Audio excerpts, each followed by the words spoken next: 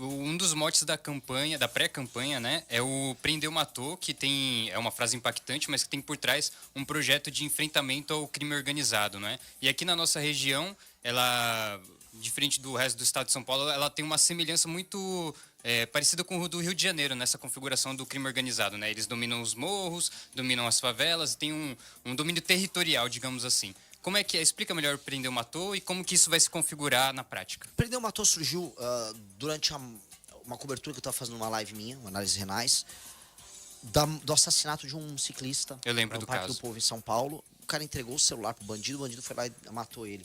E aí, cara, eu falei, pô, o que eu vou fazer? Esse cara prender ou matou? É prender ou matar o cara? Esse tem que ser o destino de um vagabundo. Eu acho assim, cara, bandido que mata alguém na rua, ele tem que morrer. Eu não acho que ele deveria sobreviver. Eu sou a favor da pena de morte pra homicida, eu sou a favor de pena de morte pra cara que comete latrocínio, pra estuprador. Eu não acho que essas pessoas merecem viver. Acho que uma pessoa que roubou teu celular e matou você, esse cara tem que morrer. Ah, não, eu não quero ressocializar esse cara. Tem essas discussões, não, mas a reabilitação, eu não quero reabilitar, eu quero que ele morra. Um cara que matou alguém por causa disso aqui, um aparelho de metal e plástico, esse cara é um animal, esse cara não tem condição de viver. Eu quero ele morto. Mas assim, aí vem as discussões religiosas, né? Ai, não, mas. Enfim, não, deixa elas de lado aqui. Infelizmente, é cláusula pétrea da Constituição, eu não consigo mexer nisso. Mas eu posso aumentar muito as penas. Mas muito, muito as penas. E eu Que posso é. outorgar, que é a ideia do prender ou matou. E aí, paralelamente, vem o direito penal do inimigo. Sim. Que é pegar as pessoas que fazem parte das facções. Aí essas pessoas que fazem parte das facções, nós destruirmos elas através de uma legislação. É uma teoria, uma corrente do direito penal, criada por um jurista alemão chamado Günther Jacobs, que motivou a formação de uma legislação especial para figuras e grupos que não aceitam a autoridade do Estado democrático de direito naquele país e que agem cometendo terror e permanentemente violando os direitos humanos de outras pessoas. E aí essas pessoas têm que ter um direito diferente para elas. Que é o que nós vamos fazer com as facções. Eles não vão ter, por exemplo, progressão penal, eles não têm presunção de inocência. Se tem um cara no morro aqui em Santos, que é do PCC e tá com uma arma, esse cara não tem presunção de inocência. Se ele olha, ele é do PCC, as investigações demonstraram que ele pertence à facção. Ah, ele tá ocupando o morro e ele pertence à facção. Se o policial viu, não é que ele tem presunção, ele vai pra cadeia direto. Não tem audiência de custódia, não tem nada. Ele vai pra cadeia direto. As penas serão mais altas e não tem fiança e o processo será mais acelerado. Ponto. Essa é a ideia. Agora tem a questão de vocês. A questão de vocês aqui na Baixada é uma questão muito complicada, porque vocês têm o pior dos dois mundos. E o que é o pior dos dois mundos? Tem um modelo do PCC, que, por exemplo, lá em São Paulo, até faz ocupação territorial. Estava em Paraisópolis ontem, eles fazem ocupação territorial em Paraisópolis. Mas ela é mais sutil do que o do Rio de Janeiro, ela é mais discreta. Porque eles lavam muito dinheiro com o PCC em São Paulo, aí é dinheiro com gasolina, é dinheiro com mercado financeiro, mercado imobiliário, com show de funkeiros, etc. Só que aqui é um lugar estratégico para o PCC. Porque o PCC recebe a droga lá no Mato Grosso do Sul, cruza o Mato Grosso do Sul, cruza o estado de São Paulo inteiro, vem para as favelas na Baixada. Nas favelas eles pegam essa droga, eles fazem um almoxarifado. Ó, eu preciso mandar aqui para Itália tantos quilos de cocaína. Aí eles já preparam esses quilos de cocaína, já fazem uma acomodação, levam com os barquinhos lá para Porto de Santos e lá eles colocam dentro de navios, ou inclusive eles soldam no casco do navio essas cápsulas com a droga. Submarino, inclusive. Com submarino e mandam para a Europa, para a África. É uma operação multimilionária. Dizem que é uma operação bilionária. Então eles precisam fazer aqui tanto a ocupação territorial quanto a ocupação institucional da região. Então vocês têm um pior do modelo do crime organizado paulista com o pior do crime organizado carioca. Eu, como presidente da República, farei uma intervenção aqui na região. Farei, inclusive no Porto de Santos. Toda a região da Baixada aqui tem que ter uma intervenção. A gente tem que passar o rapa nesses caras, que inclusive mataram o policial coisa de 2 anos atrás. Sim. É passar o rapa, matar a geral do crime organizado, quebrar ali o comando que eles têm nas favelas, fazer uma operação dentro do Porto de Santos, sair prendendo o executivo, todo mundo que é leniente com isso, porque tem gente lá dentro leniente com crime organizado, e aí você quebra as pernas do PCC, que aí você quebra a operação multibilionária. Só que eu falar isso aqui em Santos, aqui na região, sabendo do perigo, é aquela coisa que você começa a arrumar pra cabeça. Aqui o PCC mata a autoridade, aqui é uma região que o PCC mata mesmo, então É perigoso, mas nós temos que falar o que precisa ser dito.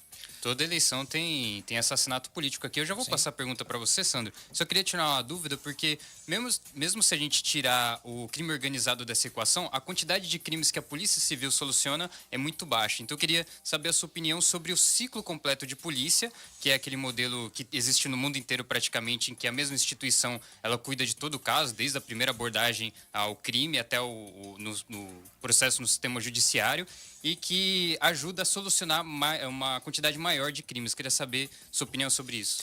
Não só a mesma instituição, como mesmo os policiais, eles participam do processo inteiro. Quando a gente assiste filmes americanos, né, você sabe, esse pessoal que vai entender, os tiras, eles estão com um caso, aí você mostra o policial se debruçando no caso, e ele quer resolver, e às vezes o policial de um determinado condado, determinada cidade, ele fala, droga, chegaram os federais e roubaram meu caso, porque aí tá rolando o mesmo caso, a mesma investigação pela Polícia Federal, que nos Estados Unidos é o FBI, e aí eles competem para ver quem resolve o caso. Tem uma competição institucional. Aqui não é assim.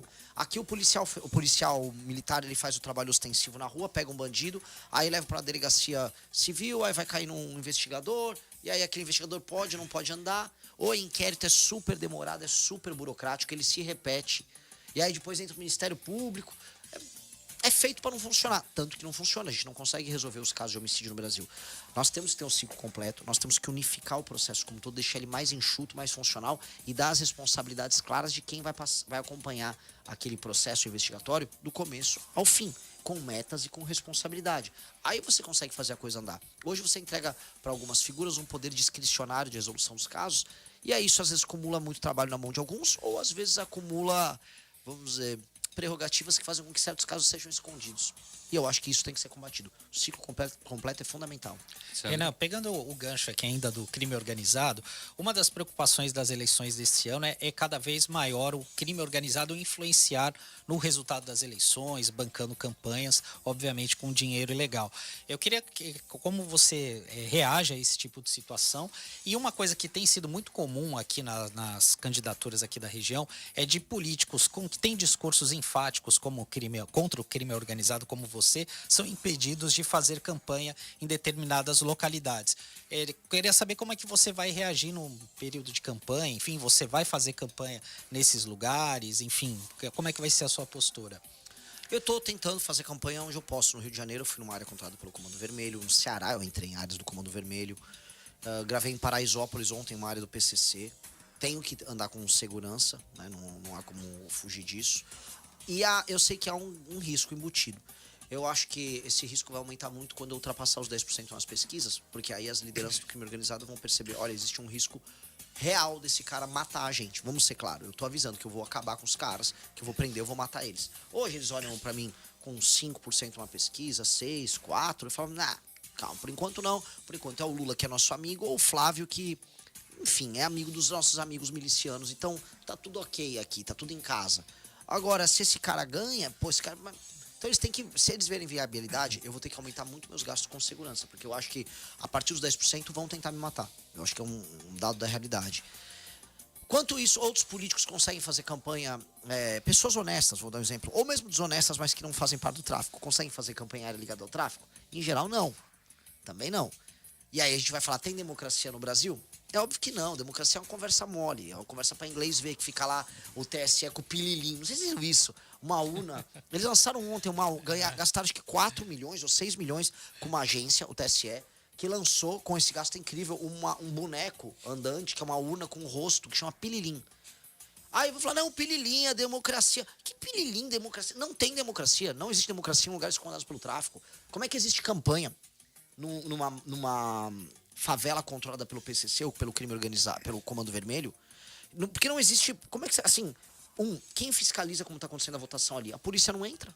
A urna vai, controlada pelo crime organizado, as pessoas votam ali e a urna volta. Tem democracia ali? As pessoas estão sendo coagidas a votar em um determinado candidato? As pessoas estão seguras em votar em um determinado candidato? Não se sabe. A polícia não consegue controlar. Então, falar que tem democracia nesses lugares é piada. Esses caras estão tirando com a gente. Se você gostou do vídeo, não se esqueça de deixar o like e se inscrever no canal. Te vejo no próximo vídeo.